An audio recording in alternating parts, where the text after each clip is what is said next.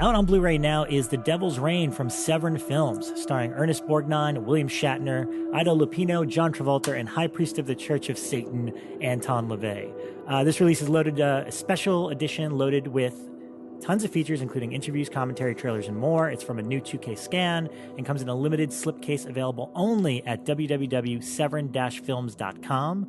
Heaven help us all when the devil's reign comes. Hail Satan! It's face-melting good. And also coming soon on December 5th is the Amicus Collection, which features the anthology Asylum, and Now the Screaming Starts, and The Beast Must Die, and the most terrifying movie ever made, Threads. So follow Severin Films on Facebook, and look for that release on December 5th. Today's episode of Shockwaves is sponsored by Diabolic DVD. Check them out online at www.diabolicdvd.com. They are the #1 source for horror, cult, and strange films from around the world. The company is Movie Buff owned and operated. If you're looking for rare, unique, and strange films, then you need to head on over to Diabolic DVD. They're constantly updating their inventory and have plenty of movies that you won't find anywhere else. Lots of hard-to-find titles from Scorpion and Brulees from Code Red. Imports from all over the world, including titles from Camera Obscura, CMV, and more. They revamped their website earlier this year, and ordering has never been easier. And that's the only source you should order Code Red DVDs from for safety and guarantee. This episode is also brought to you by Shudder, brought to you by AMC Networks. Shudder is not only a premium streaming video service, but an experience unlike any other. Created for fans of all degrees of thriller, suspense, and horror, Shudder is home to the largest and fastest-growing human-curated selection of high-quality, spine-tingling, and provocative films, TV series, and originals, and there's always something new and unexpected for Shudder members to explore. New this week is Spookers, a close-knit New Zealand family runs Spookers, the largest and most successful haunted house in the Southern Hemisphere. The director deftly captures what's thrilling and enticing about haunted houses for the attendee, but more importantly, for the owners and employees, covering from all angles, from staff to the implications of using an abandoned asylum. Spookers is an encapsulation of why we love the genre and Halloween, as well as a touching look at those who feel freedom and family because of it. Streaming now exclusively on Shudder. Shudder is available for $4.99 a month or $49.99 with an annual membership, but our listeners can get a free month by entering promo code SHOCK at checkout.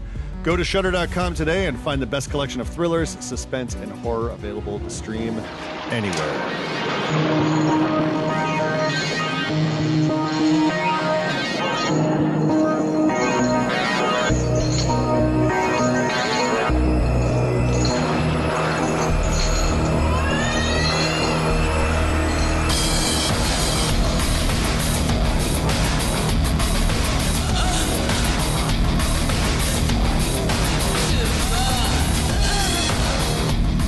Okay, welcome to episode number 72 of Shockwaves. I'm one of your hosts, Rob G. I'm sitting here with Mr. Elric Kane. Where you been all my life? Well, I've been here, God, I've been in a lot of your life. Oh, that's true. Last Good 5 God. years of it. Yeah, been pretty crazy. Also, your better half, really, That's I think, right. is Rebekah McKendry on I the am other a side of the street table. walking Cheeto with a heart full of napalm. Wow. Yeah. See, there you Wow. go. I was listening to Iggy Pop on the way Oh, here. It's okay. going to happen. Last but not least, Mr. Ryan Turek. The wart on your ass. Hey, whoa. That is Whoa, my what are these current, two drinking? current I know. mood. Okay. Yeah, this Word on is your our Current mood, wart on your ass. this is our post Halloween blues kind of vibes, I Yeah. guess. Yeah, sorry that we missed out, but we were just so pooped from Halloween, as I'm sure all of you were. And we could not actually find the strength or the will within us to make it here. Yes. It was, October was an intense month. And so as soon as it ended, we were all just kind of like, we're done. But we're back. We have risen and ready to go again. Basically, we were like, stay the fuck away from me, you three, for just a little while. I one just week. can't I handle love it. you guys, but give me a couple of days. I have that text from Rob, and it'll be appearing on Deadline.com because I've reported it to my lawyer. Yes. All right. No, all is well here in Shockwaves land. But all right. So what should we kick off with? We've got stuff that we see. Well, we have no guest today, which No. so you get just the four of us. Topic, baby. So we've got a topic in store for you, but we should dive in because I'm sure there's a lot you guys. I watched some weird stuff, guys. Yeah, I did too. What'd you guys well, let's go back to Halloween night or after Halloween. What did you watch anything to cap off the event? Well, I mean, I deliriously finished my my anthology kick, which I will never do again. Yeah, I don't know how you did that. That's like mind numbing, and I can never watch a movie a day. Like I've tried, and I can never do it. It's But he's always doing like, anthologies No, too. yeah, no, all the props in the world to Brian Collins, who did Horror Movie a Day, because I remember he did an episode of Killer POV pretty early on, explaining his whole process and how he has to start before midnight to make it count from that day. So I did the same thing. Halloween Day, I woke up early that morning and I watched Tales of Halloween was my Halloween movie, ironically enough, which I watched in the Epic Offices, which is the company that made it, because Halloween night, myself and pretty much every human being I know in Los Angeles went to see John Carpenter, except for you three.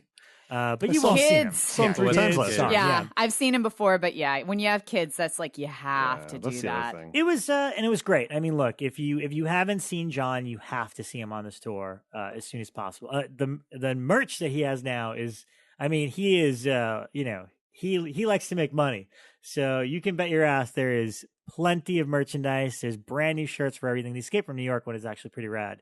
I saw lots of photos of him with people. Was he doing photo ops or how was it? Yeah, I mean, he does a VIP package where you can pay a little extra to go. Like, I guess it's like an hour early and meet him, do like a meet and greet beforehand, and then take photos or whatever. But the show is great, and I mean, look, there's something special about hearing him play the Halloween theme on Halloween night. It is pretty darn cool. It was pretty much the same set that we're already used to. But he did add a few, because Anthology came out, he added a couple tracks, such as, what did he do? He did the Village of the Damned track, Body Bags, which is a fun surprise.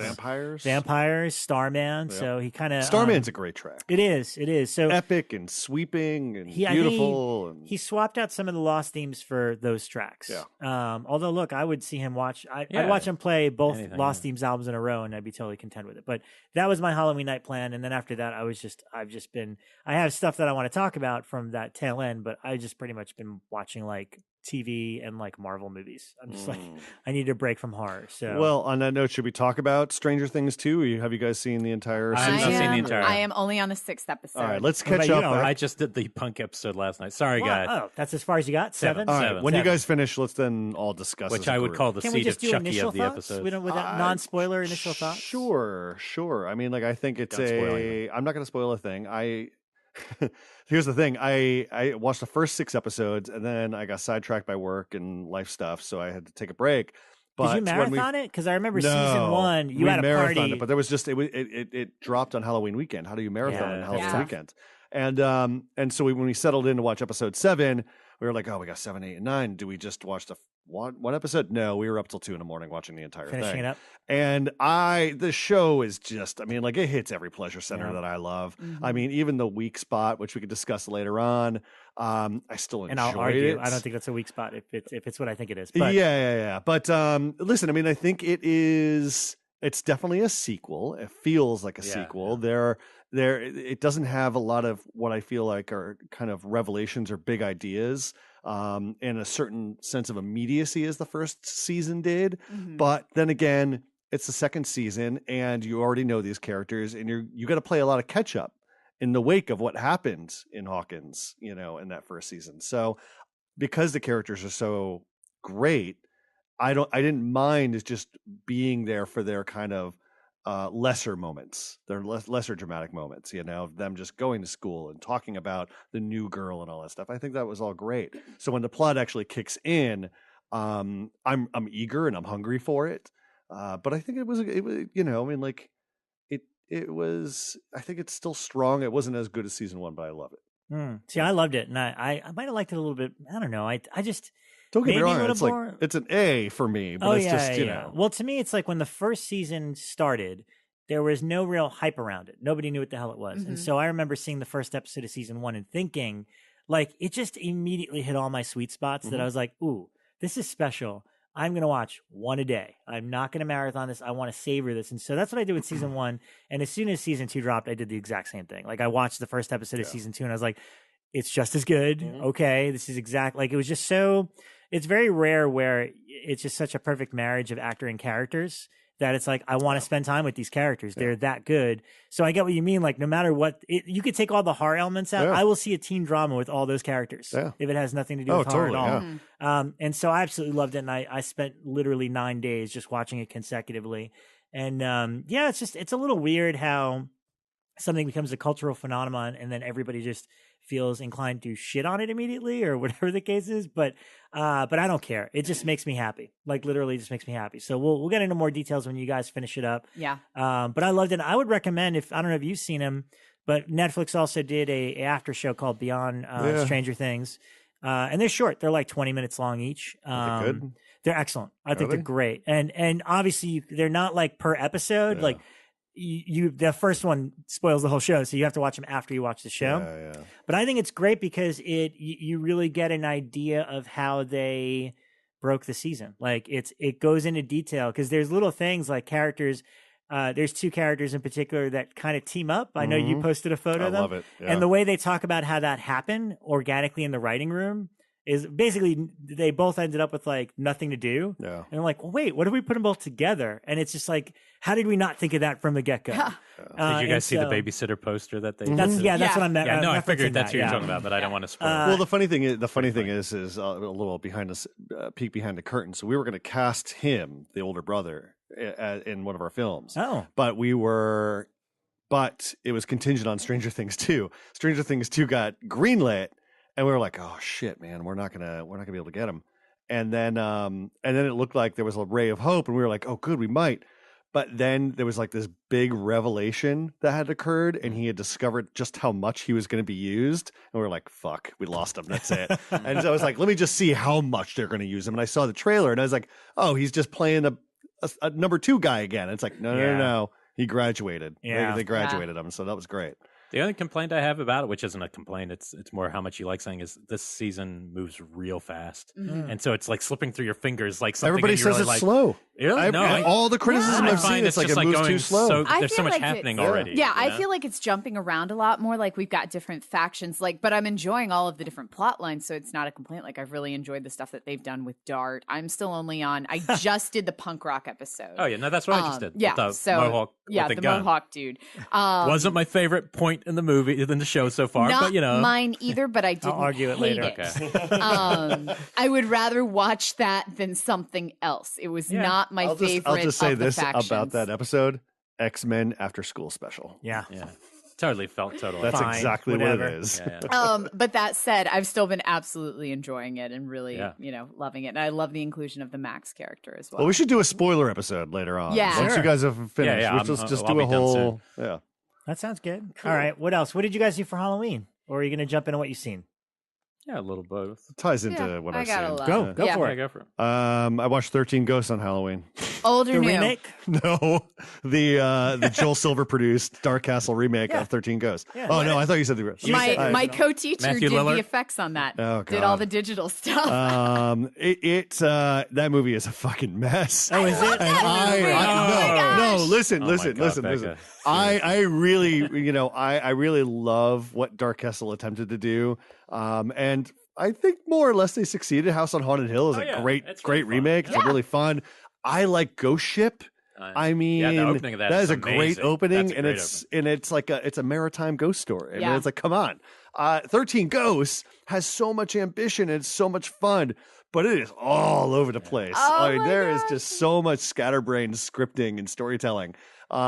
But it's still fun because you've got these fucking 13 ghosts just wandering around the glass It's ceiling. like, oh look, the Juggernaut's in your kitchen. So And the funny thing is, it's great. I laughed because they walk down the hall and it's just a boy with an arrow in his head, and they're like, "Oh no, wait, don't get close to him," and the kid's just standing there. But because of the like scattered ADD style editing, it was like they try to make him really scary, and it's like, okay, this is a good attempt. But I really like Matthew Lillard in it. I like F. Murray Abraham is fucking selling it, selling the movie, like all the deep mythology, way too much mythology, but he's really going for it. But the production design's beautiful. The K&B makeup effects are great.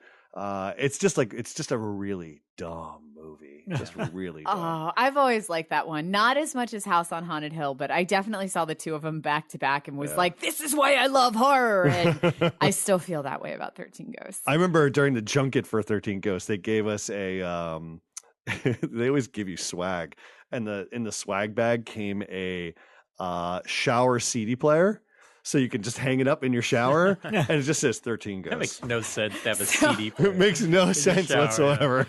For House on Haunted Hill, since we're talking about that one, I still have what I got at the junket for House on Haunted Hill, which is this little coffin-shaped pencil box.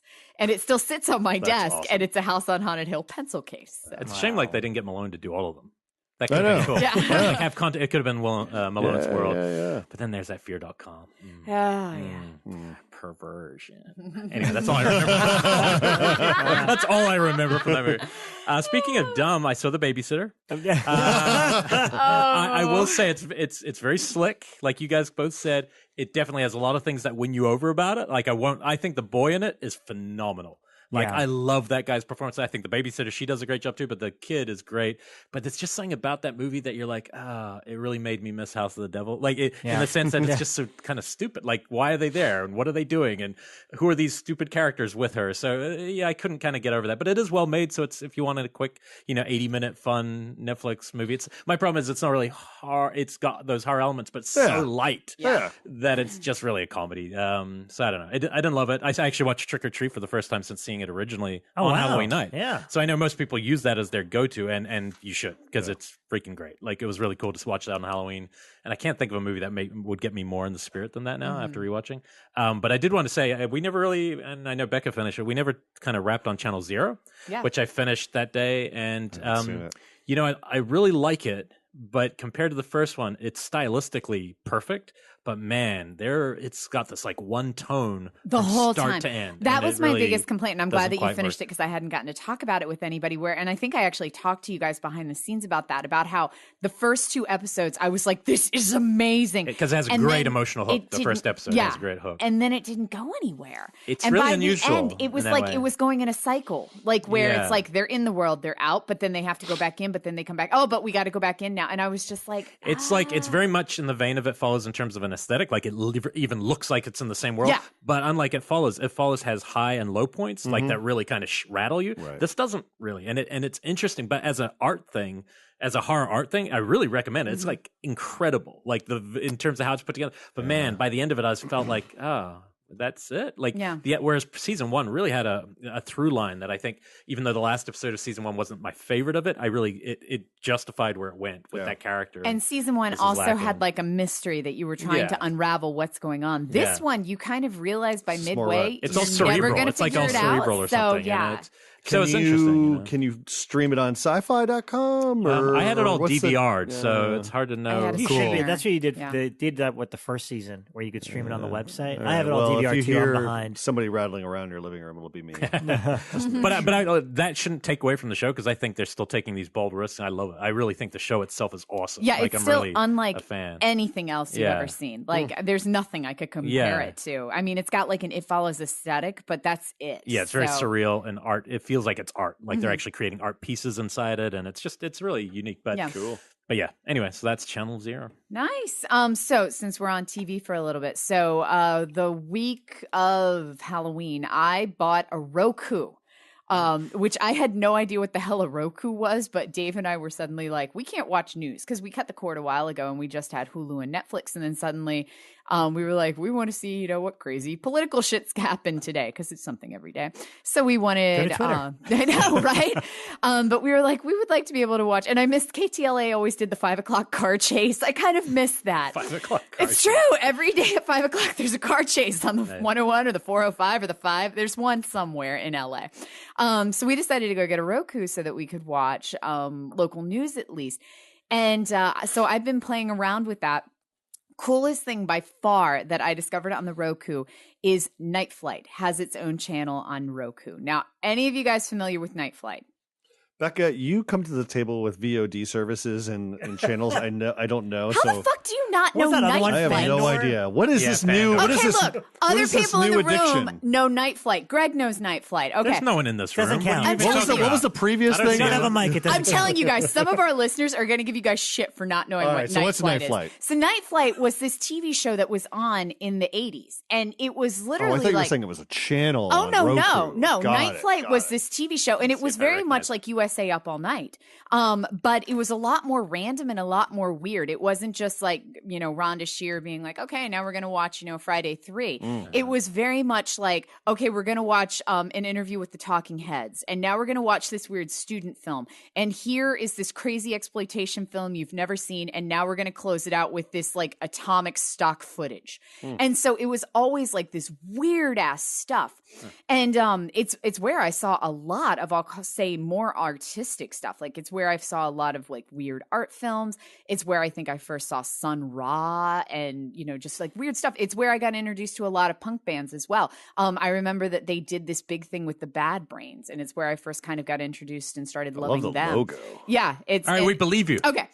Shut the fuck up, Kane. Anyway, it's awesome. Night Flight rules. They have their own channel on Roku. That's cool. And I had talked about previously on the show before about how one of my old favorite VOD channels from when I lived in New York was that we used to get Something Weird on VOD, and all of the Something Weird, like the majority of their titles were available on their VOD channel. It's part of Night Flight now. So the Night Flight Roku channel, you get all of these Something Weird titles, and all of Arrow Video's titles are on there as well. So it's like one giant package. So I've been like all over this, watching just all types of crazy stuff. That's so cool. highly recommend, if you have the Roku, check out the Night Flight. So I pulled up a Night Flight guide from the 80s. Night Flight, the number one favorite cable show. April 15th, Millie Jackson interview. The Making of Gandhi. Ian Hunter in concert. Adam Ant interview. Space Patrol. So this is very All over the place. all over the place. It's all over the place. It's completely. But I mean, like, I saw so much crazy stuff on here. They did a lot of metal. I remember seeing Decline of Western Civilization, both 1 and 2 on here for the first time. I used to watch, they did wrestling stuff. So like Aztec women versus, or the wrestling women versus the Aztec mummy or whatever it was. They used to show those, the Mil Mascara films. Somebody's nodding their head in this room. Somebody gets all of this stuff. So this was where I got introduced to a lot of like weird cinema that I ended up loving. So check out Night Flight on Roku. So yeah, I'll let that rest for a while, guys. Somebody else go. Rob? Good God. Okay.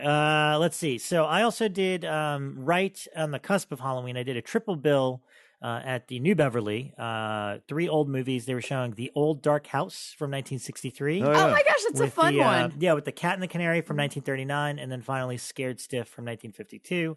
I'd never seen any of these movies, and I was like, screw it, that sounds like fun. And they were all fairly predominantly short. So I was like, I could probably survive that. So The Old Dark House is interesting because I had confused this with the original with Boris Karloff. I didn't know there were 2. I didn't realize there were. I saw the Boris Karloff. Remember, I reviewed it a couple weeks ago. Yeah. No, so this one was directed by William Castle in 1963. Oh, yes. Yeah. And is a very comedic kind of, it was really, really fun. What was great, though, is just as it was about to start, usually somebody from the New Bev introduces the films, and they're like, hey, so you're about to see a film print that was struck specifically for tonight. Like, it's a brand new print of The Old Dark House. So don't be alarmed. The movie was released in the U.S. in black and white, but it was released theatrically in color in Europe. And so you're about to see the color version. Whoa. And so we were like, whoa, like a brand new color print. Looked amazing.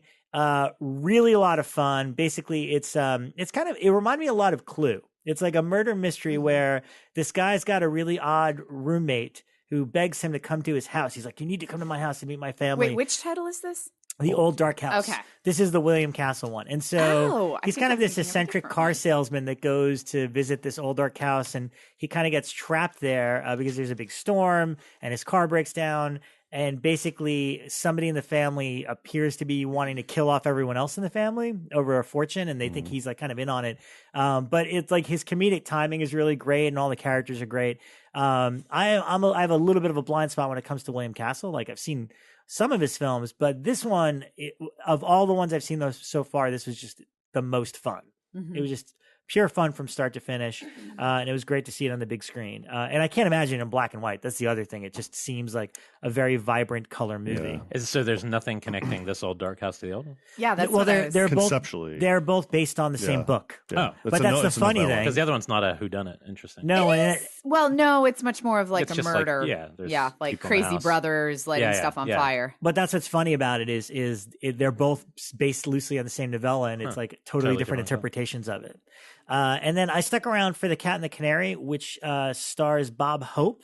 I'd never seen this movie either, and this was also very, very funny. Basically, it's a family that's coming to a remote house out on a little like lagoon or island to.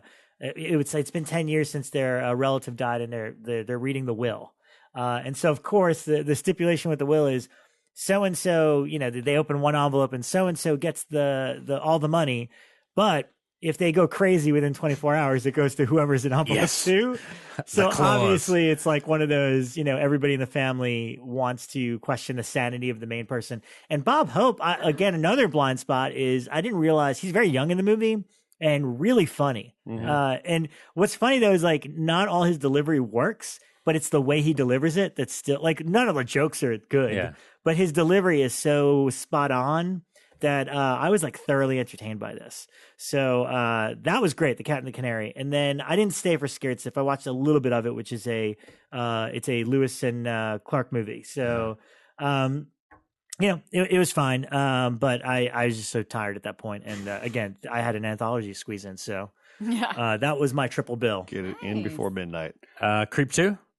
You've seen it? That was a long time ago. I cannot speak to it. Oh, well, I saw Creep 2. Yeah. You can talk about it. I can speak it. I liked it. I liked it almost as much as the first one. The only difference is first, you liked it more. Yeah, no, I think it's more. I like it more. I'd say, let me put it this way. The middle of this movie is much better than the first. Like the middle section of this movie is excellent. Yes. Like when you basically have these two characters kind of going at it, the ending's just not as the first one has a great ending, like an ending that really kind of a cliffhanger ending. I feel like this kind of maybe whimpers a little, but the basic setup is there's a vlogger who this woman who's she kind of tries to help people and reach out to people, and she's really trying to find connection in the world through her work, but she's kind of getting depressed because she realizes she doesn't get a lot of hits on her show, and so she is thinking about throwing in the towel, and then she reads Mark Duplass's character's post, the same kind of post he put out there to draw on the character in the first film. If you haven't seen it, I won't totally spoil it for you.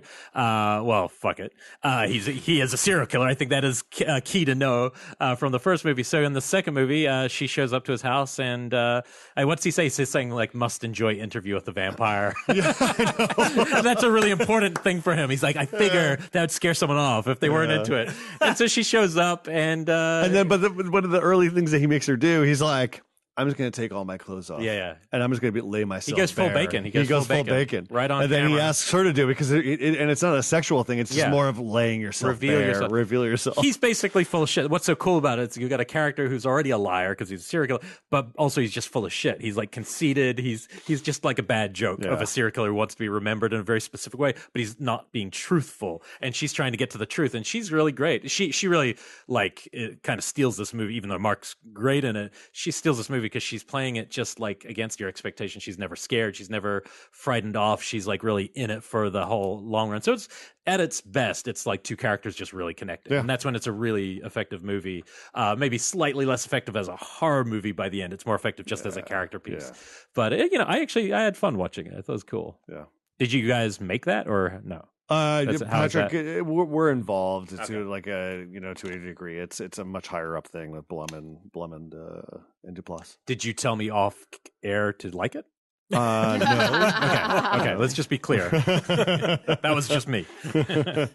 I don't know why none of you motherfuckers told me to see Night School. I did. I've never seen it. And my triple features on Pure Cinema, it was my Just Before Dawn.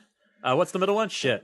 Now I'm going to fuck it up. It ends with Night School. Just before Dawn, saying in the middle. Night School was a blind buy for me because Warner Brothers put it on Blu-ray, and I watched it over the weekend, and oh my God. Yeah, man. Night School is giallo. It is fucking awesome. Yeah. So if you guys don't know, Night School is set in Boston, and it's basically about a killer running around in full motorcycle gear, including a helmet, with a really badass blade, running around and chopping ladies' heads off. Whoa. And at the center of it is a really bad detective who is trying to figure out why people are losing their heads. And it could be the local professor who studies Weird weird cultures and pagan rituals and stuff. Shower scenes, baby. Shower scenes with shower scenes. raspberry sauce. Could it be him?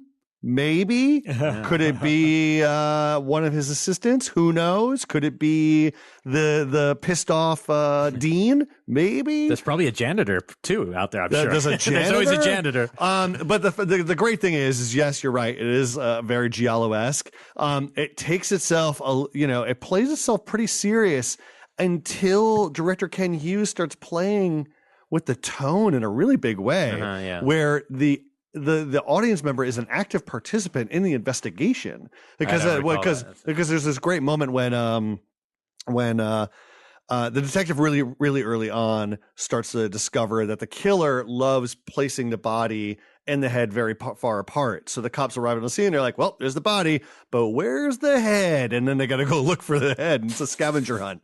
Did they find it in food at one point? This is what I'm building to. So there's a moment in which the detective doesn't even get to this scene of the crime, but someone dies at a restaurant, and one of the cooks shows up, and he's like, God damn it, Alice. I'm just going to name the waitress Alice. Yeah. Damn it, Alice. You left the place in disarray. Where is Alice? And then these two construction workers come in because it's early morning. They're like, hey, where's our food? And he's like, I got stew. He's like, great.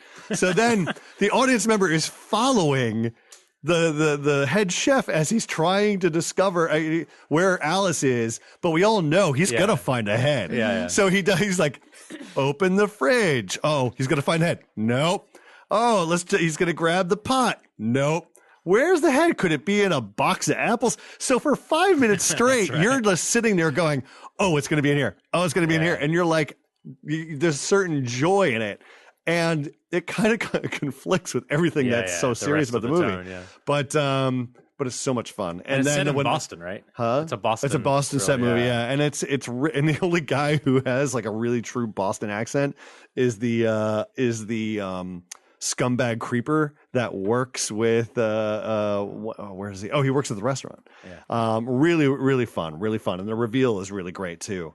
But this was a great Sunday afternoon, man. I had such a blast with it. And then Jeff over at Scream Factory, he's like, this is the first time watching it. I'm like, yes. I'm going to mention him in a moment too. I love this cover, but this is a Warner Archive release, right? Yeah. So it is. I'd never seen this, but I love the cover. It's got a report card. It says, A is for apple, B is for bed, C is for co-ed, D is for dead. F is for failing to keep your head. I remember the VHS cover of this so much, and I don't think I've ever seen it. It's so good. Movie. Rachel Ward is in it. Rachel Ward She's in the shower. Awesome. Yeah. Beautiful. Against all odds. Keep hitting the shower. Bekah? Yeah. So let's see which one to do next. I'll go with the weird one. So I watched a horror film from India. Understatement of the decade. Bekah going for the weird one. Is this the math one? No. But I have heard of this one. So, but I watched. So I have a lot of students from all over the world, and one of my students from India was like, "You've got to start checking out some India horror films." So I've been watching a whole bunch. Like I watched one called Rat that was really cool, and the one that I watched most recently that I found really fascinating was this film called 13B. And I can't pronounce whatever the title is in Hindi. I wish I could, but we'll go with 13B, which is what it was released overseas as. And the whole concept of it, and you have to allow for some cultural differences here, two brothers and their wives and their children and the two brothers' mothers, mother singular, all move into a flat together. Which is not the issue. That's just kind of like it's accepted. Extended family lives together. They all move into a flat together, and they're very upwardly mobile. You know, they've all got promotions. And during the day, the two brothers go off to work, and the mom and the two wives sit around and watch soap operas. And in addition to all of this weird stuff going on in the flat, like the lift keeps breaking, and for some reason they can't put nails in the walls. Like whenever they try to nail something into the wall, something horrible happens. The women start watching this soap opera that seems to be exactly mirroring their lives. And then one of the brothers gets really suspicious of it and starts really investigating the soap opera and where it's being filmed. And it gets really creepy how detailed it is and how exactly it's mirroring, and you know, when bad things happen, they happen to them in real life. But so it's like you watch an episode and then the next day something almost identical happens. It's like a Channel Zero. Yeah, and so it's really trippy the way that it works out. And the movie, it's nothing that like it definitely kind of flows a bit differently than we would see in American movies, where it's a bit slower. It's like 2 hours long. Things are paced a little bit differently. The revelations aren't quite as huge. It's not like I can't put things in the wall and the nail is now through my hands. It's just like they establish that you can't nail things into the wall and then they move on. And so it goes to really cool places. I don't want to blow the ending because it definitely has kind of a nice little twist to it. But yeah, I was really surprised by it. Something to prepare people before they see it. And this is very common in Indian horror films, I've learned, is that you have to have some music. Think Bollywood here, people. So there's like a scene where these two characters are about to have sex, and then it goes into them singing a song on a beach. Nice. Instead of sex. So this just exists, and you just kind of have to separate this and realize that that's a cultural difference, and don't let that taint the rest of the horror film. It happens a couple of times where characters will break into song, but just keep going with it. Interesting. And yeah, it was a really fascinating film. Well, and I say interesting because, I mean, I had seen my fair share of Indian horror films, but none broke out into song, but they do exist. Yes. So this one definitely had a couple of song numbers in it. And and it was very kind of almost 80s montagey, where like two characters were sitting on a bed looking at a Kama Sutra book, and they're like, oh, you want to try this? You want to try this? And then they kiss, and then like this song fades in, and suddenly they're on a beach in like sexy clothing singing to each other instead of the sex scene. And it was just like, Dave and I look at each other, we laugh, and then we keep going with this. So yeah, but it was a really fascinating movie, and I'm really kind of enjoying exploring this other area of horror that I'd never really ventured into before. So I'm looking for other Indian horror films. Well, wait till you see ours, Bekah. I am excited. I know Blumhouse has been kind Trailer of comes out drifting soon. into this area as well. So yeah. And people can find that on Fandor? No. This one, thanks, Kane. Thanks there. No, you actually have to do some hunting for this. The DVD's a little hard to track down, just a little. And I think you have to have a region free. You basically need a Bekah in your life to watch this movie. You have to rent Bekah. I'll come. I'll show you the movie. It's awesome. Nice. So 13B. 13B.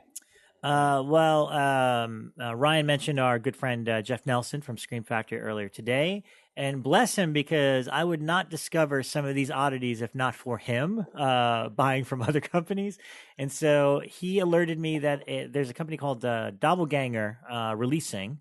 They've been in the news in the past couple of days because they are partnering up to release the Opera and the Sect and all. They're going to help with distribution. Oh, and they're related to the music box, Scorpion, right? Yeah, that's right. And so they put out a Blu-ray of Wes Craven's Summer of Fear. Linda Blair? Which is his TV movie with Linda Blair. Written by Lois Duncan, or based off a Lois Duncan book. Yes, based on a Lois Duncan book. Cool. Yeah, because I've read the book. And I mean, as soon as I saw him, I was like, what? Wait, somebody put a Blu-ray of that out? And he's like, yep. So it was like $15. I ordered it on Amazon. Got it. I'd never seen this Wes Craven movie. It's pretty interesting. I mean, basically anything with Linda Blair from this period, when she was kind of an awkward teen is a little odd, but yeah, it's pretty funny. I mean, basically she's a teenage girl that loves horses and lives with her, her family, and has this great boyfriend. And it turns out in the opening that her cousin's parents have a horrible car accident. And so they die, and now they're bringing this cousin home to live with them. And as soon as she does, it basically it turns into one of those kind of like it's a TV movie, so it feels like after school special where basically she hates her cousin because her cousin is ruining everything in her life. Like she's supposed to like take part in this like horse racing thing, and she wakes up with like welts all over her face. Like she gets really sick. The cousin steals her boyfriend out of nowhere. Her best friend is Fran Drescher, a young Fran Drescher. Nice. And what's his name? Jeff East, who is the young Clark Kent from Superman the movie, is her older brother. And that's there's this weird, this is around the same year too. There's this weird thing where like everyone's kind of in love with the cousin, including her brother and father. So like it really borders on like inappropriate. And she may be a witch. So, Okay. so it's fun and fine. It's just kind of like over the top drama, and then the last 20 minutes is pretty like bonkers and insane. Do you see shades of early like Wes thematically? Kind of. It's definitely early. Yeah. So it's like just figuring it out. Like I noticed, I thought it was interesting that they were like long takes of like two people in frame talking, and it's kind of like he's not quite there yet. This is the guy that didn't watch movies until he was 30 years old that just started making movies. But it is fascinating just to see it, and again, it's like that combination of Wes Craven and Linda Blair, and then seeing people like Jeff Easton and Fran Drescher. Right. It's just one of those weird oddities, and the fact that it exists on Blu-ray is just a magical thing. And as one of the special features is a brand new interview with Linda Blair about it. So I can't wait. It's pretty cool. Definitely recommend it. I did not realize that X-Ray was the same movie as Hospital Massacre. Oh, and by the way, Summer Fear was also called... That is true. Little spot of trivia for your kids. I did not realize that. What were you going to say, Rob? This one is also called... Summer Fear is how it's released, but it's also called Stranger in Our House. Yeah. That's the alternate title. So... X-Ray? Was that anyway, X-Ray is Hospital Massacre. That's my big reveal. That feels like a very old man Kane thing. Yeah. Like, what? It's the same movie? It's the same. Oh, no. For years, I wanted to see Hospital Massacre, but I didn't realize the same movie. I hadn't seen X-Ray.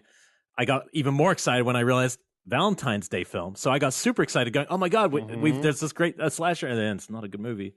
X-Ray's awesome. I thought that was great build-up. I thought it was incredibly boring. What? Once she gets in the opening scene's awesome. You're out of your mind. And then when she's in the hospital, who goes to the hospital, takes off all their clothes, sits there in front of the doctor, and then nothing happens. People in a horror film. I know, but I just found once they got there, I was disappointed. I was so excited. Thought I had discovered something special. Aww. Just wasn't.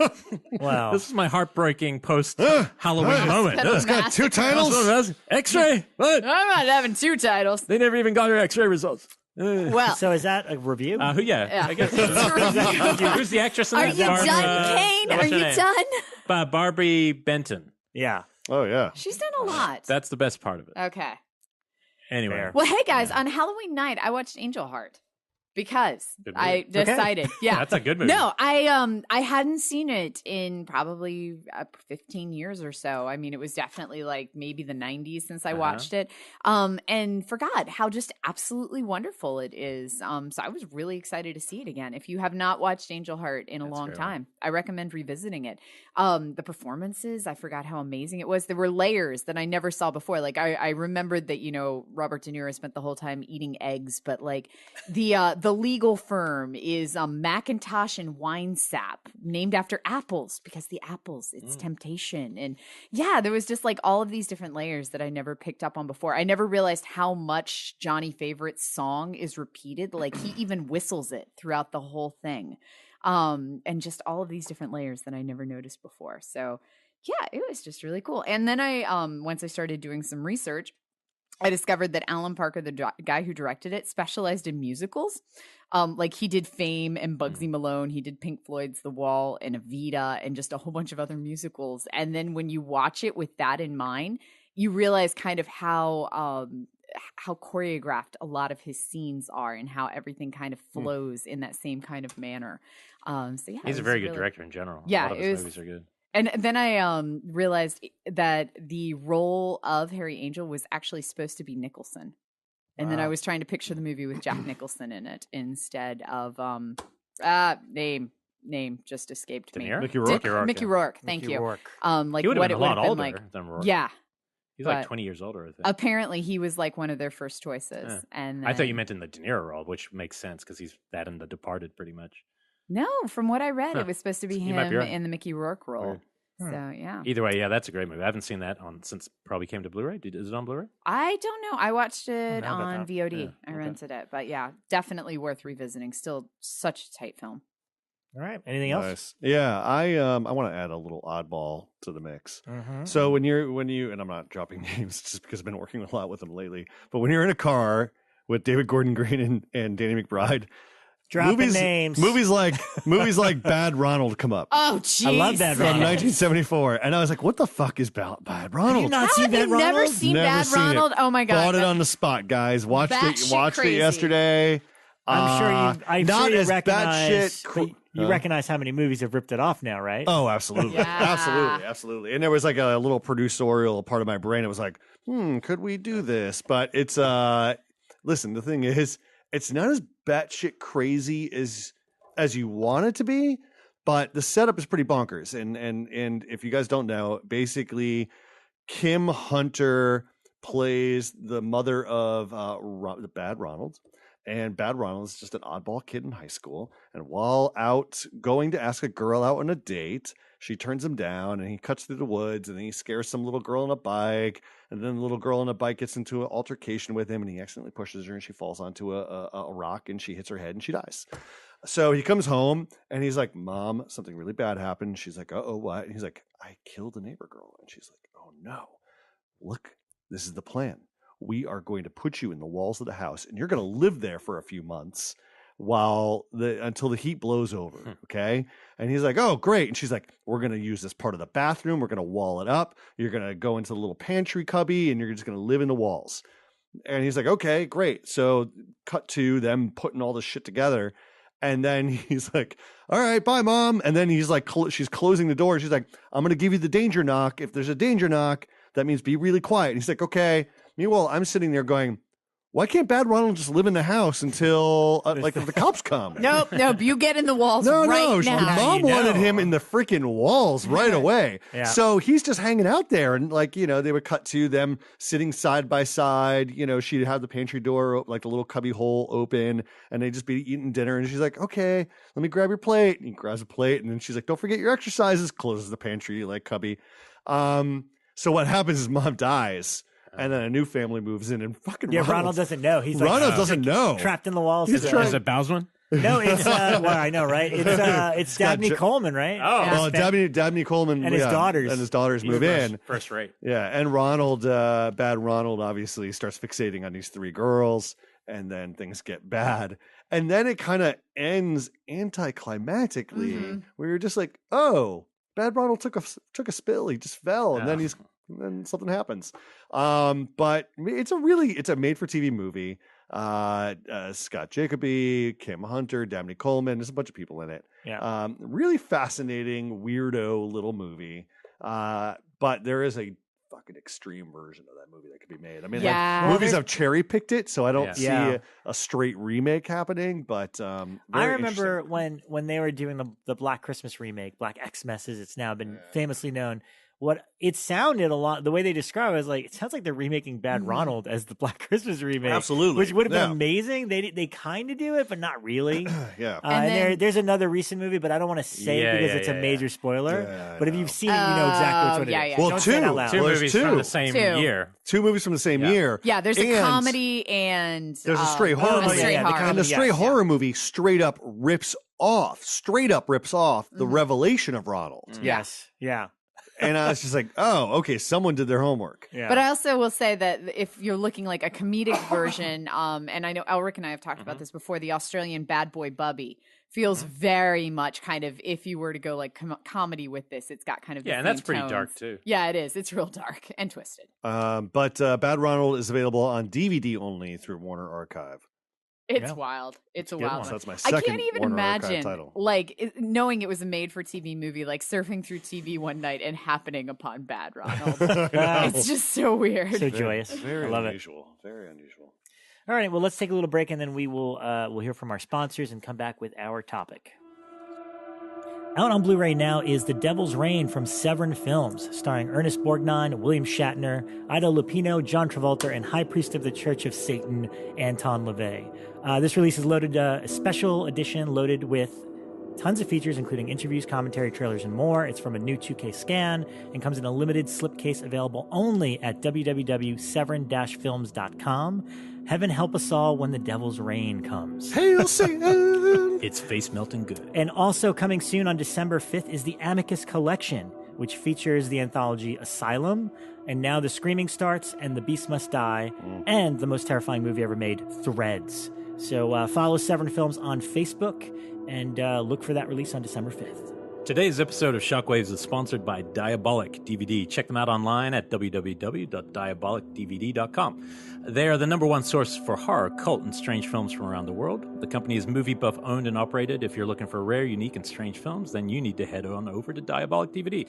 They're constantly updating their inventory and have plenty of movies that you won't find anywhere else. Lots of hard-to-find titles from Scorpion and Brulees from Code Red. Imports from all over the world, including titles from Camera Obscura, CMV, and more. They revamped their website earlier this year, and ordering has never been easier. And that's the only source you should order Code Red DVDs from for safety and guarantee. This episode is also brought to you by Shudder. Brought to you by AMC Networks. Shudder is not only a premium streaming video service, but an experience unlike any other. Created for fans of all degrees of thriller, suspense, and horror, Shudder is home to the largest and fastest-growing human-curated selection of high-quality, spine-tingling, and provocative films, TV series, and originals, and there's always something new and unexpected for Shudder members to explore. New this week is Spookers, a close-knit New Zealand family runs Spookers, the largest and most successful haunted house in the Southern Hemisphere. The director deftly captures what's thrilling and enticing about haunted houses for the attendee, but more importantly, for the owners and employees, covering from all angles, from staff to the implications of using an abandoned asylum. Spookers is an encapsulation of why we love the genre and Halloween, as well as a touching look at those who feel freedom and family because of it. Streaming now exclusively on Shudder. Shudder is available for $4.99 a month or $49.99 with an annual membership, but our listeners can get a free month by entering promo code SHOCK at checkout. Go to Shudder.com today and find the best collection of thrillers, suspense, and horror available to stream anywhere.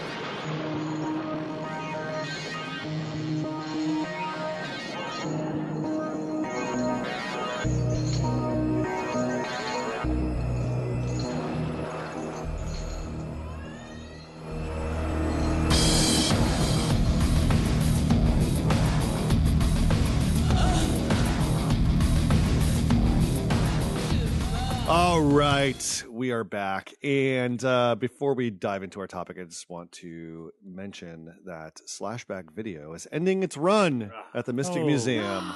It was bound to end at some point, guys. Which means we're getting our crap back. Yeah. Nice. I've really been missing my copy Wait a second. I sold all of that. What? Oh, man. How did it go? Like, I mean, I know the first nights went gangbusters, but overall, was that a success in the long run? It maintained a steady crowd. Nice. It did really well. In fact, tonight I was getting text from the team because we had a Scream Queen come through, and she's been Instagramming us, so that's really cool.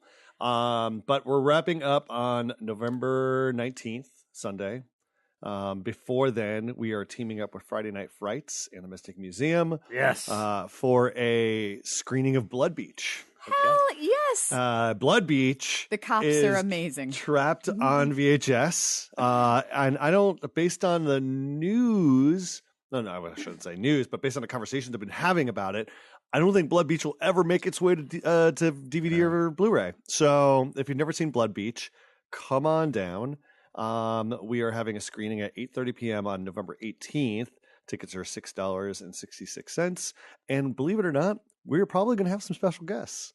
From Blood Beach. I love it. I love it. But it's so much. screening You got on the VHS. monster. We're didn't screening you? it on VHS. They have a screen in the Mystic Museum that we're going to project it on. But it's mostly, listen, if you're coming for the fucking movie-going experience where you tell you to shut the fuck up, that's probably not going to happen because it's not exactly the theater environment, but this is kind of our last hurrah. It's going to be a reception. We'll have beer and food and whatnot, and you'll be able to walk around Slashback one more time, take some photos and whatnot, and then we're going to show the movie. Any future Slashback There is, there are conversations being had right now. We have a lot of sponsors who are lining up to either take it on tour or get ready for Revenge of Slashback Video next year. Oh, wow. So we've got, there will be a future, but I want to make sure it's fresh each time. Yeah. I want to make sure it's fresh for the tour, and I want to make sure it's fresh for its return, hopefully next year. So one of my favorite Slashback moments happened to Ryan and I a couple Fridays ago, but then on Twitter, where I was at, what do they call it now? Family Night in Burbank. Ladies Night. It's where they bring out like all the food trucks and everything and line them up along Magnolia Boulevard in Burbank. And Marnie and I were out walking around, and I was like, I saw Ryan earlier across the street. So I was like, oh, I'll pop into Slashback and say hi to him. And I go in with Marnie, and we're hanging out and walking around and everything. And then a couple of days later on Twitter, we get this message, and he's like, coolest thing. It's like a live version of Shockwaves when you're standing in Slashback video and Ryan and Rebekah are having a conversation right next to you. And it was apparently one of the people who had come in to actually like look at the Slashback video was a fan and didn't say anything to us. So listeners, if you see us in public, say hi. Yeah. But anyways, just wanted to drop that news for you guys. But moving on, topic time. Yes. Basically, I think we do a lot of discussion about the classics of the 60s, 70s, 80s, 90s.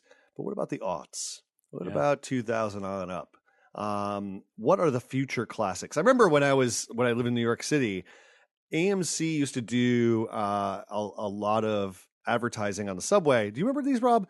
Where it was the future classics, and it was films from like the late 80s on, and the AMC had like I forgot what the films that they were advertising, but I like that kind of term, future classics, because they were putting a stamp on movies that were obviously going to live on.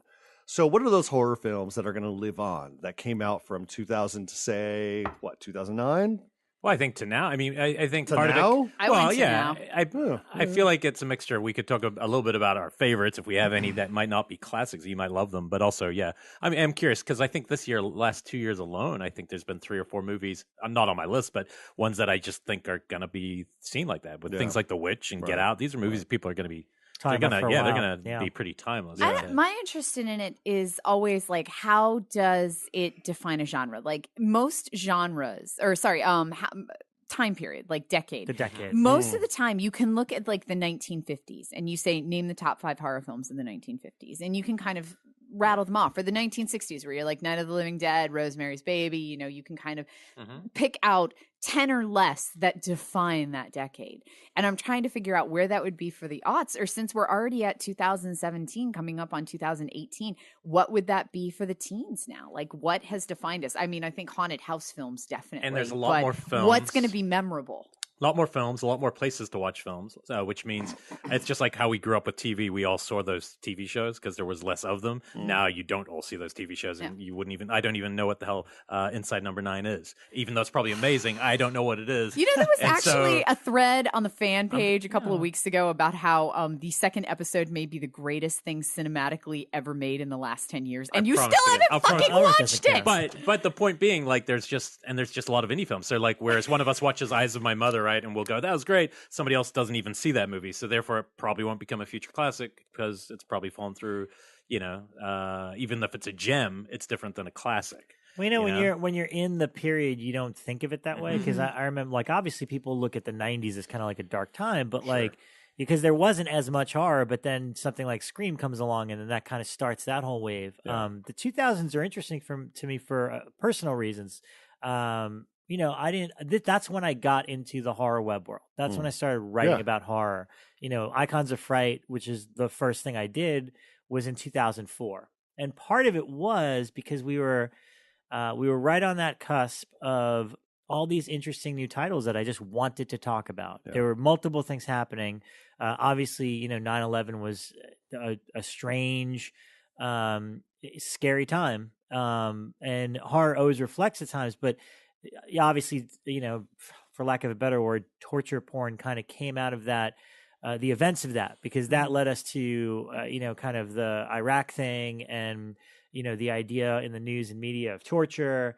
And that kind of bled into, even though I don't think like the original Saw is necessarily a torture porn movie, I think Hostel was the one that started that. It led us into this weird period where that's what was, at least at the box office, popular.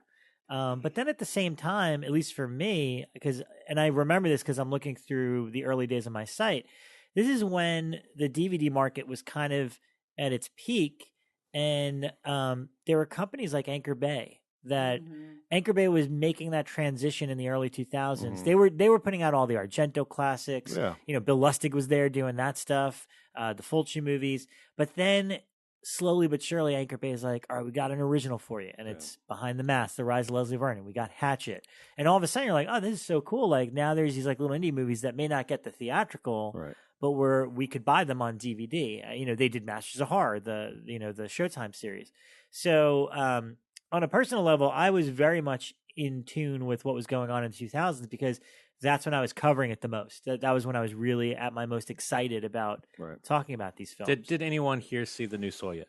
No. I haven't. Did you? No, and that's what I mean. This is kind of proof of the time, I think. For good or bad, it might be good. I don't know. And I want to see it at some point. But the fact that we didn't rush to see it shows me that maybe even the original Saw won't maintain as a classic status because it's of its time so much. And sometimes if you're too of your time, you don't actually transcend that.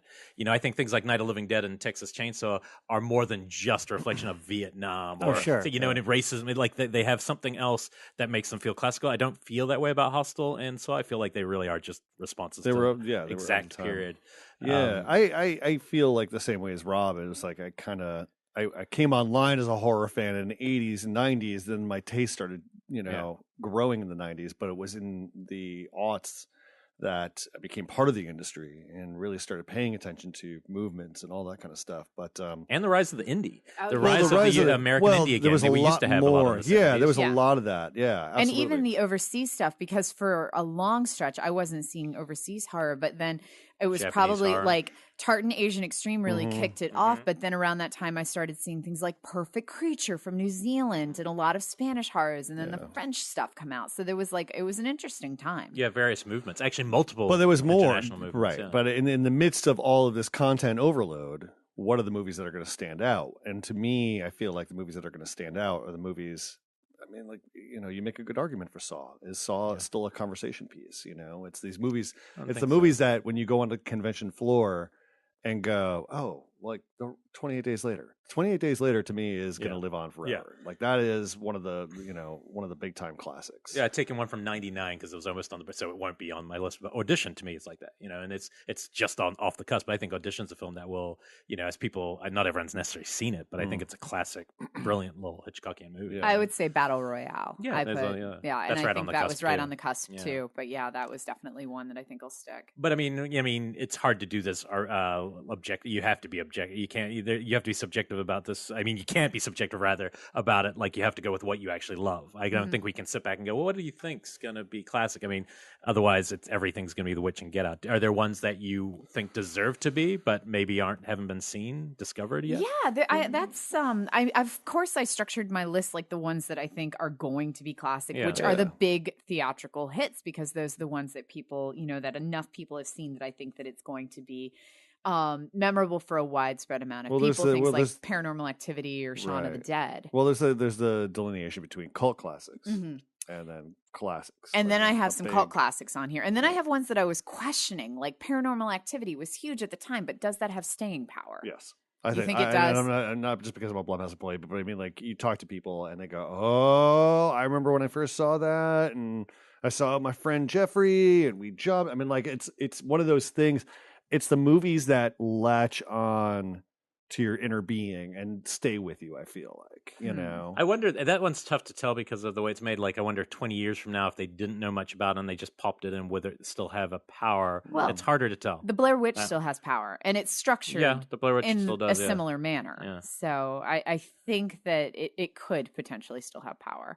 I think that, but there's definitely ones that were lesser known that I was like, dude, this totally deserves to be like Drag Me to Hell is one that I feel like it's getting a lot more love now than it was for a stretch, but I really feel like that deserves to be like a classic horror film. Yeah. I have Drag Me to Hell on that list, but I almost wonder if that's like the Halloween 3 of this list. Yeah, I felt the same. Where it's a bunch of, everybody was like, the diehards were like, oh yeah, this is cool and different and fun, and the mainstream crowd was like, it's too goofy. But later on down the road, people will pick up on it and realize that that's a really fun movie. I had, I had Final Destination. Final Destination came out in 2000 in the wake of the Scream, craze. And that's one that will live on. 28 Days Later, The Ring, the Descent. Descent is but that's my number one. Yeah, I'd say Descent. Yeah. I mean, I remember just hearing about that because it took a while to come out here. It had come out overseas, I think, But that was the one that I just kept hearing about from everybody. Like, oh, it's so freaking scary and this and that. Right. And then when it finally did come here, there was the whole controversy with the different ending and that whole deal. But yeah, that's the one that to me like stands out the most. What are some? I mean, well, let's talk favorites as well from this period, because I mean, I think it's kind of similar. It doesn't mean they're going to break through. Like I have The Descent on my favorites list / what I think is the best. But what are some other ones that maybe anything that might surprise me? Session 9, that's Session a good 9. one. I got to revisit that. Lake Blue. Mungo was one for me that I wish people would discover enough to make it a classic, kind of like a reborn classic. Like I feel like that movie deserves a lot more love than it gets. And thank you, BJ, for showing it to me like years ago. So. I wonder, it's funny because Ridley Scott's Hannibal came out in 2001. And I mean, it's so... I remember when that movie came out, how grotesque it was. Yeah. I literally never. I mean, now in retrospect, especially because of the TV show, you watch it and it's like the last time I revisit it, it's almost goofy. It is because Disney movie compared to the. I know because Hopkins is pulling the whole like, okay then, he's like doing this kind of goofy, quirky stuff as Hannibal Lecter. But at the time, I remember there was no like I saw. I think I've told the story in the show before. I think it was about a week before it came out. It was maybe a press screening, and it's the only time I've ever seen Stephen King in person because he was sitting a few seats down with his son watching the movie. And when it got to the ending, the dinner sequence, if you will, and one of the characters has the top of their head popped off, I mean, the whole audience was screaming and howling. They had never seen anything like that. A guy getting a piece of his brain kind of like fed to him. And I remember like 2 days later, like Stephen King posted something on Entertainment Weekly because he did a column for them at the time saying, yeah, even for me, it's in bad taste. And I thought that was hilarious because, him of all people. Yeah. Well, here's a question I have for you guys. I mean, and I was thinking about this the other day. Do we, collectively, does the mass audience just look at films differently than they did back in the day to deem certain films classics? I mean, like, do you feel like everything is just so disposable that there are no contemporary classics that will be discussed further down the road? I think that some will emerge. And hyper-analyzed and yeah, I mean, I think I've been reading a lot of, I haven't rewatched others in a long time. I see it here. It's one I got to revisit, but did I you always forget it? I kind of did. Yeah. But a lot of people are writing about it. Right. But the fact that you forgot it makes me question, okay, did it have any sustainability? Yeah. I mean, what's weird is also it's the release model because you had already mentioned Session 9, but like, is that a classic or is it a cult classic? That's not the sort of movie that got a wide release. Right. And the thing is, it's very hard for movies these days that we discuss, like, Texas Chainsaw, hypothetically, would Texas Chainsaw Massacre, an indie movie, Halloween, an independent movie, those are movies that played, town to town and grew. And grew, yeah. Would, if they came out today, would they get a mass? I mean, it's kind of funny to me that Texas Chainsaw, the remake in 2003, got this ginormous release and was this big deal, whereas the first one was not that at all. Yeah.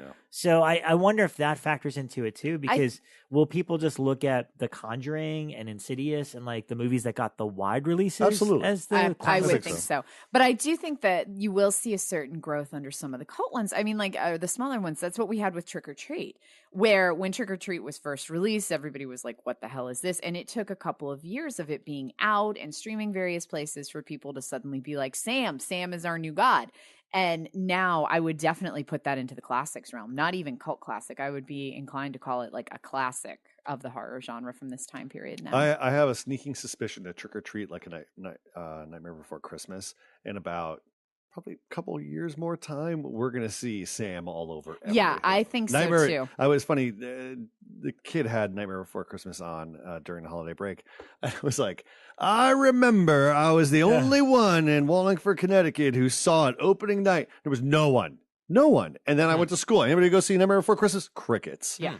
And weird. Now it's like Jack Skellington is on license plates and on the back of somebody's car. Well, I think if they make a Trick or Treat sequel, that's what will happen. It'll just bring it back into a consciousness. Yeah.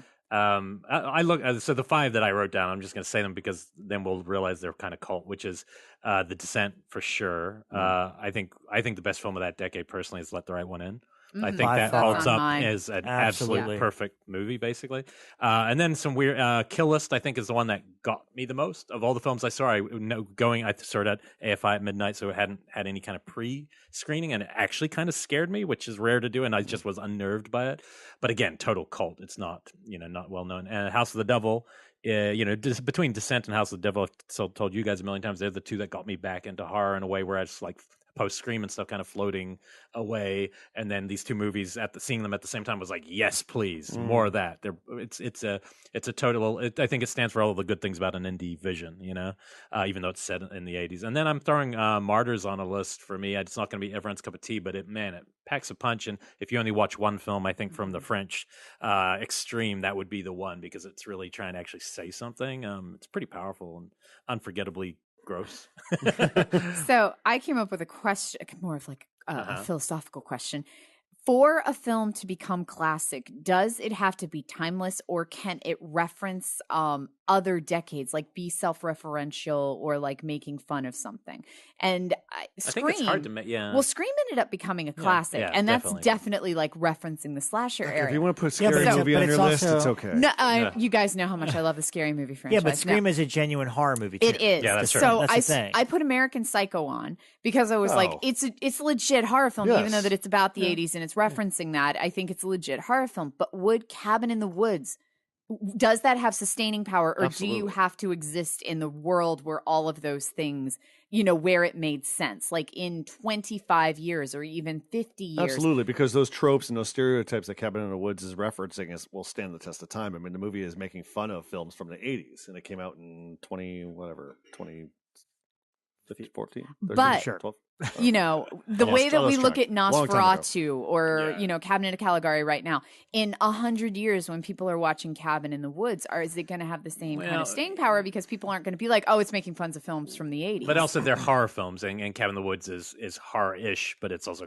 comedy. Like that's people are going to go back and enjoy it as a comedy, self-referential on horror films, like classic in that sense. I think are more timeless because they're just what they are. They're just cinema. You're not watching it for the joke or the reference. I do think those things are more classical, but again, you're splitting hairs at that point probably. Yeah. Cabin in the Woods to me is going to be like, it's like a Halloween style favorite. That's like the Yeah. party movie. Yeah. If you want something just fun in the background, that could fit and hit that horror mark, but at the same time just be kind of funny and just that's what I always, and I love that movie. So for me, I agree with you. Let the Right One In is probably going to be the top one of that entire decade. The Descent, obviously, but other than that, Cloverfield, that was.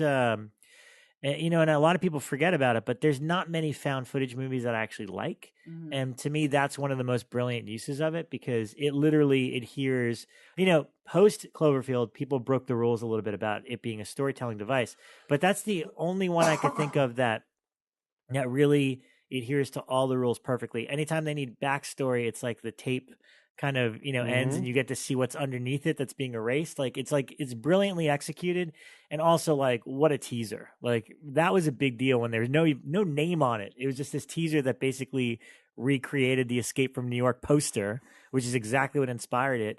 And I got to tell you, I saw it in New York City at a preview, and it felt, because this is still only a few years after 9/11, and coming out of the theater after watching New York City get destroyed into New York City, and it's still kind of being there as is, was a really surreal feeling. And so that movie stuck with me a little bit more because of that, because of where I saw it and how it made me feel. But I still think that's a pretty brilliant I agree with of you. the found footage movies. you Yeah, know? I agree with you. I like it's a grounded Godzilla movie. It's absolutely. It's Godzilla through the lens of a camera being held by someone running around and trying to survive. What stuck with me too, I mean, and this is really sappy to say, but it's the love story element. This is about a guy who is just trying to get to uptown Manhattan to save his girlfriend, Wow. and he attains that goal, but there are giant stakes involved.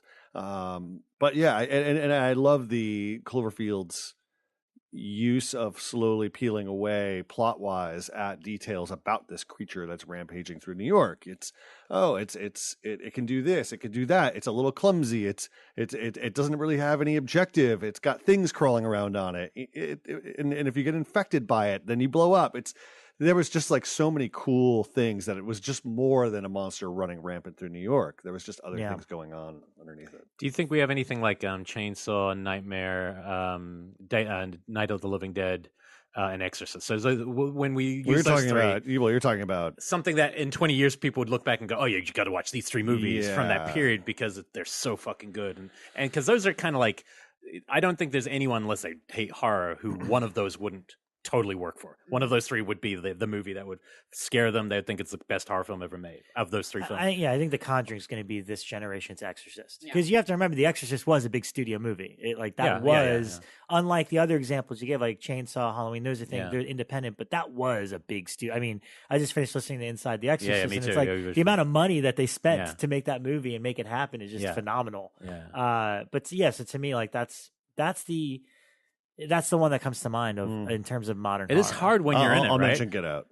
That absolutely will. That absolutely will. Stand the test of time. Because Get Out, the thing that Jordan did so well is just delivered something different. Conjuring is more or less a haunted house movie. Sure. Yeah, and it's done very well. It's executed very well, and there's a lot of scares.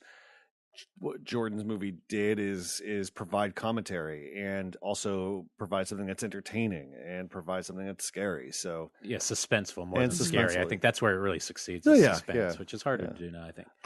Black Swan has a bit more staying power than I think. Could be. I got to rewatch that. Actually, you're right.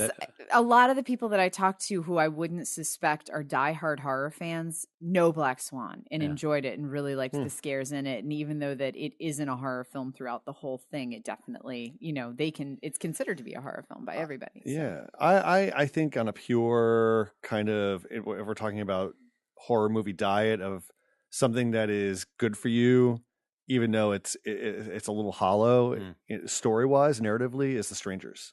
Strangers is pure execution.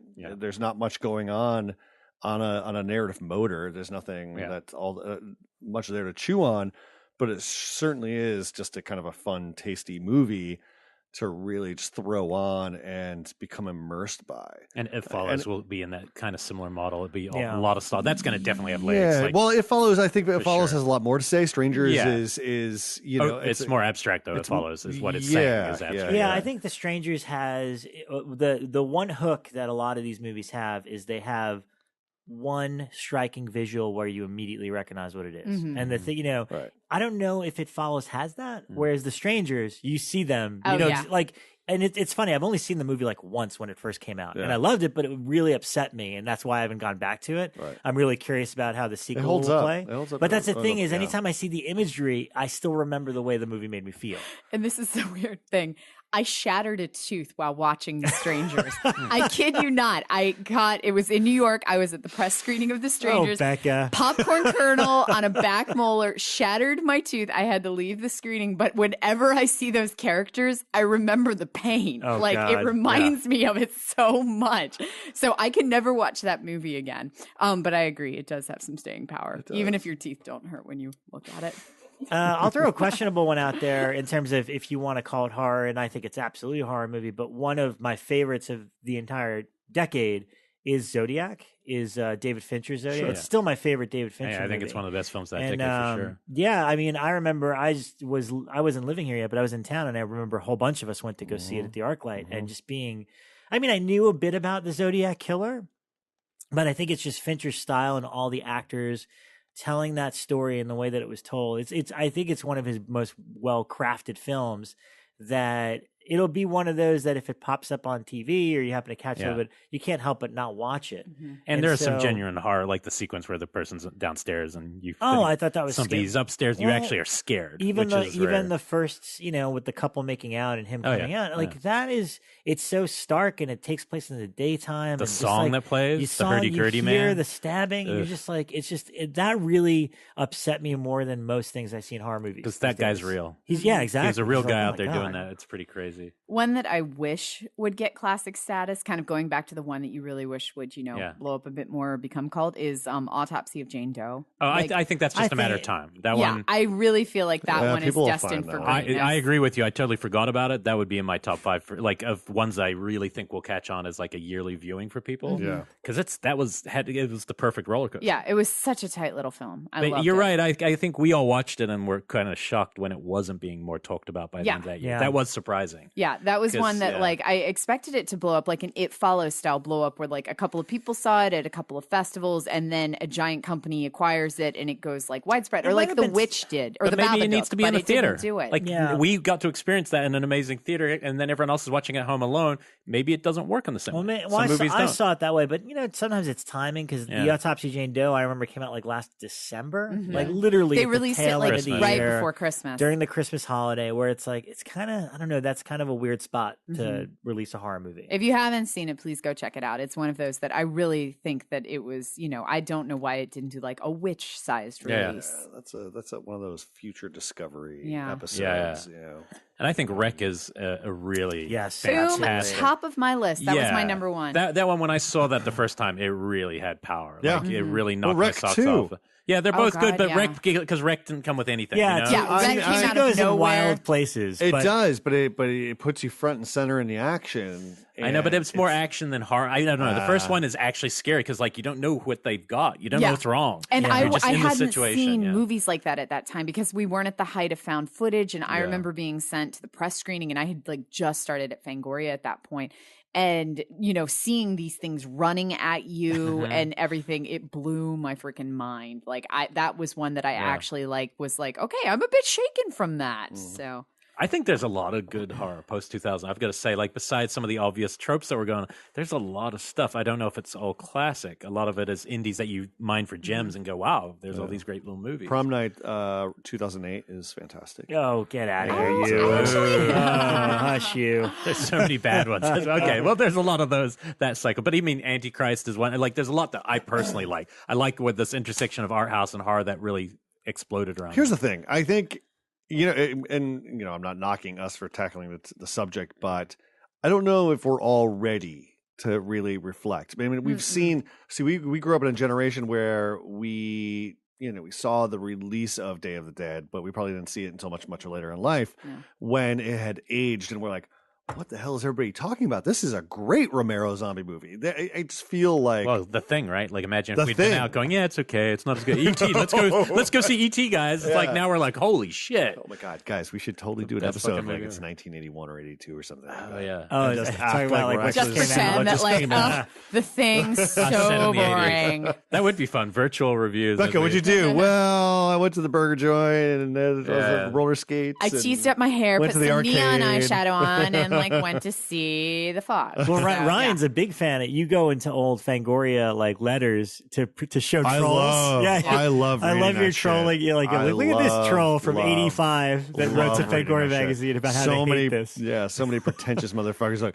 Carol Ann's not a very cool character in a Poltergeist, man. Why don't she just got it's true, guys. How dare she get caught up in a closet? I would have crawled myself. You know what? We should read those. Every that would be a great thing for our show. We should just keep digging them out. Trolls are not an invention of the internet. These existed long before. You just have to read the letters. Well, there was that one. What was the one that I posted on Instagram where it was like Drew Barrymore really sucked as Carol Ann? I was like, that wasn't Drew Barrymore, dude.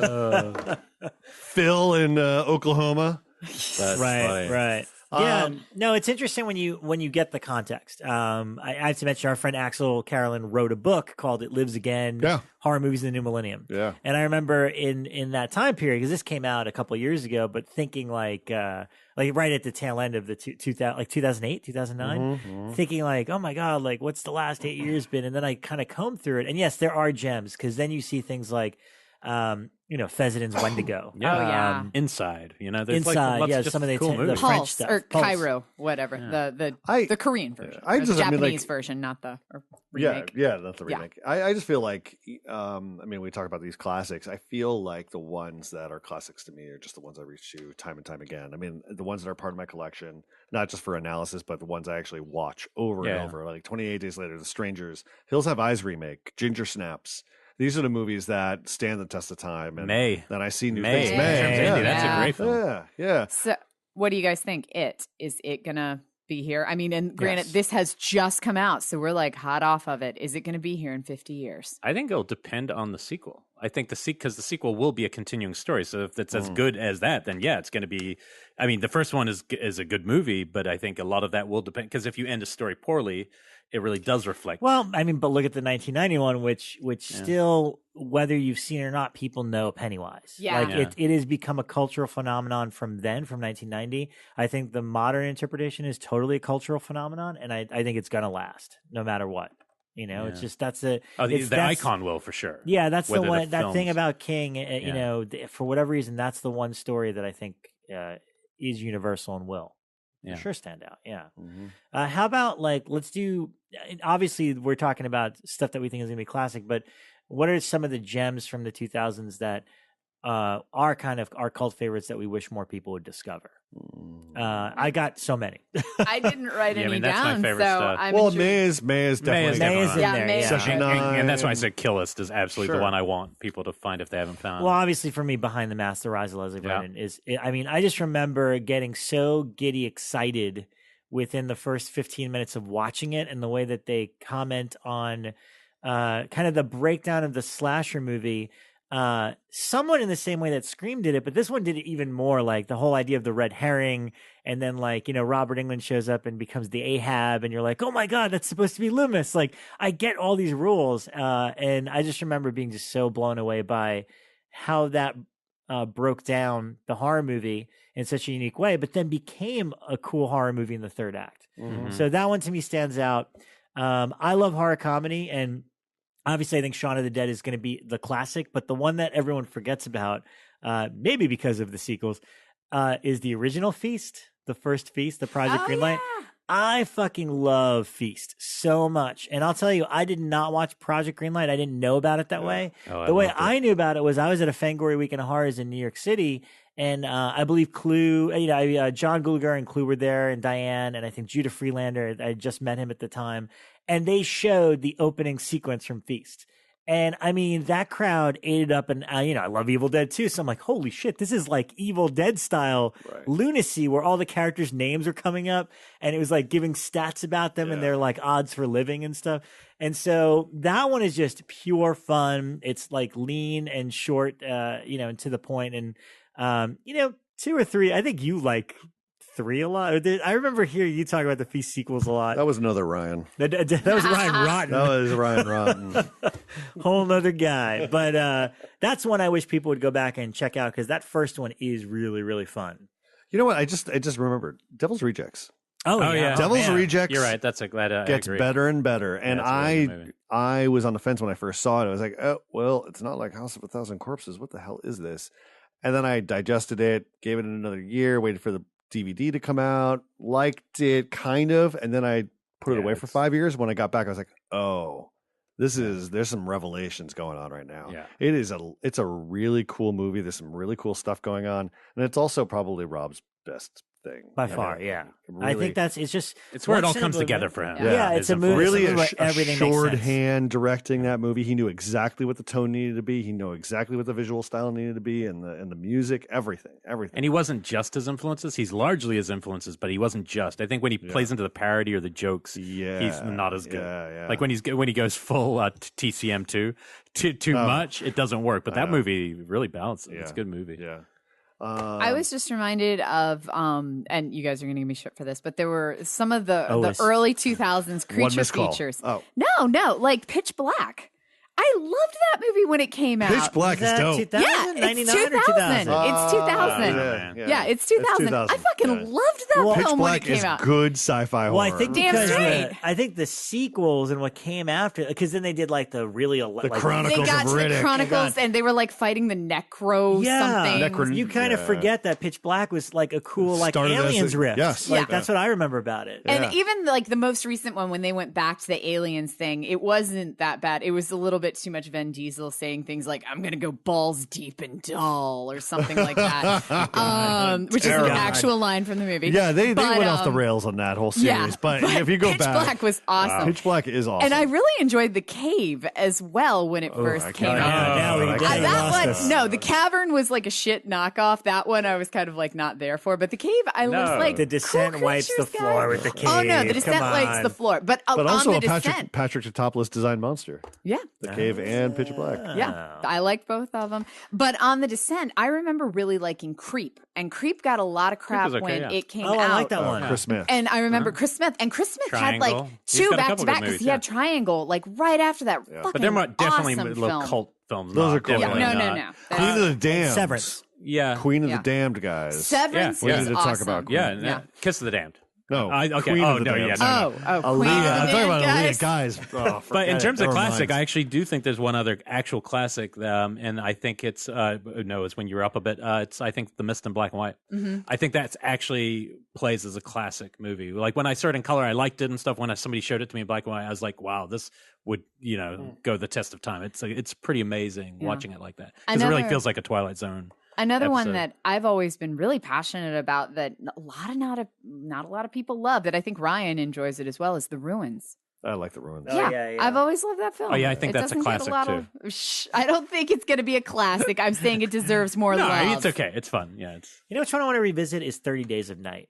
Because I don't Yeah. remember that, but I don't remember it a lot. liking it a lot. I remember liking it a lot. Really, because I love the then- comic book, and I yeah. remember being disappointed with the movie interpretation. it has of such it. a great idea behind Yeah, it. the Like, concept is great. yeah, it's not if it was pulled off like The Descent, it would be amazing because it has a lot of similar kind The of. problem is things. it's narrative fuel. It runs out of steam about halfway through. I just remember a lot of running around. Like, I can't even tell you plot points or what the characters were. I just remember the setup of that's death coming, and then a whole bunch of shit shows up and people run, and that was like Though David Slade's movie before, I think, is a classic, Hard Candy. Candy. I Oh, think yeah. that's like a perfect little film. So And what about on the Spanish front, like things like Pan's Labyrinth and The Orphanage? Like I would Pan's research Pan- Orphanage. Yeah. I haven't seen that for a long time. Pan's Labyrinth is a classic, Yeah. but I don't know if it's a horror classic. It feels more like a fantasy. It's a fantasy. The Orphanage is The Orphanage for sure.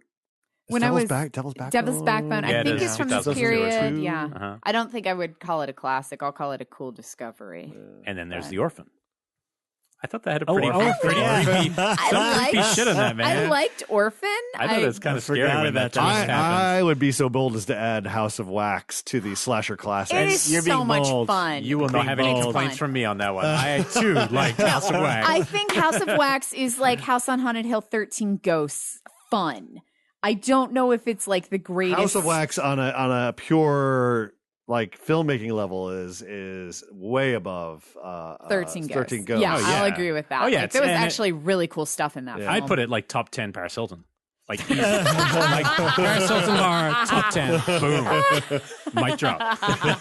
You're a wild man. Wild man. But there's a lot of good movies. I think that if we've proven anything, that's probably it. We haven't probably proven anything can be. I mean, because High Tension's almost classic. I don't know. Yeah, People walking away from this episode are like, what did they get? What did they give? What did they get? I don't know. I don't know. They just threw a lot of titles out there. and called talked out about it. titles Well, you know for what? an We need an hour. adjudicator to. Well, let's. Ryan touched on this. Let's just to. I don't know if we want to wrap on this, but let's talk remakes because remakes became a big thing. And you mentioned The Hills Have Eyes, which I do think is a pretty strong one. Yep.